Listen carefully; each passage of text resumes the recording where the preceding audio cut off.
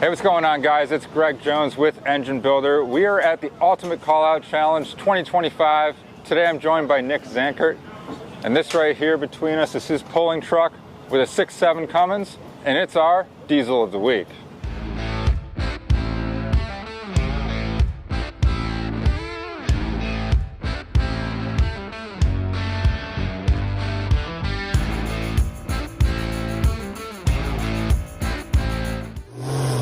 Engine Builder's Diesel of the Week is sponsored by AMSOIL, the first in synthetics. All right, Nick, pleasure to meet you, man. Nice to meet you, Greg. Hey, so it's day one here of UCC 2025, and you know, we just walked in the gates here, saw your truck, and we had to know more about it. Yep.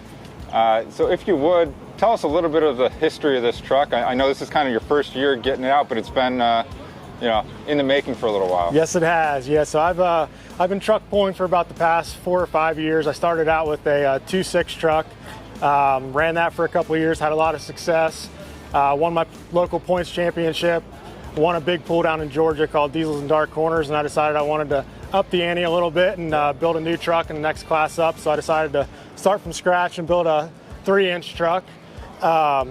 It's carried the same name, High Stakes, from the last truck.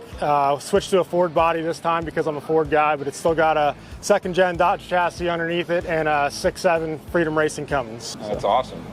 And now, Nick, with the trucks prior, were you associated with Freedom Racing engines, or Yep. is this the first time you've worked with those guys? No, I've been a Freedom guy since day one. They built my 2.6 engines, and when it came time to build a new truck, it wasn't a question. Freedom was getting the call. Yeah, so. Awesome. So walk us through some of those differences between your prior, engines that you had and versus what you guys got right now. So the main differences between the 2.6 and the 3-inch engine is we could go deck plate on this. We could also do air-to-water intercooler, obviously bigger turbo, and then the rest of it's a lot of chassis stuff. So.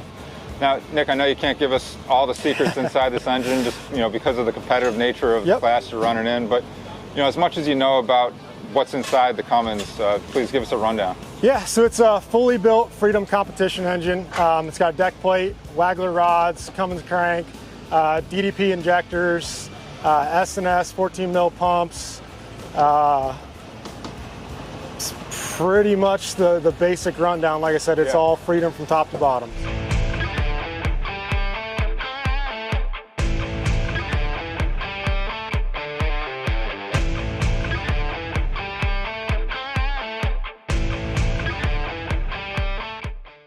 All right, and then you got the big 3-inch turbo. Yes. Can you give us an idea of the boost level that you might be running? It's making about 40 to 50 pounds of boost. Okay. Yep. Yeah, and then again, I know you won't give us the exact horsepower output, but what's kind of like the base horsepower level you might be running? I'd say in this class you need to be about 1,600 to be competitive. Yeah. And we're north of that.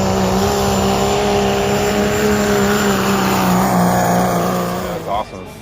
Now, tell us, where you guys will typically run in the class that you're running now. So I'm from southwestern Ohio, so I'll pretty much do anything from Ohio, Kentucky, Indiana.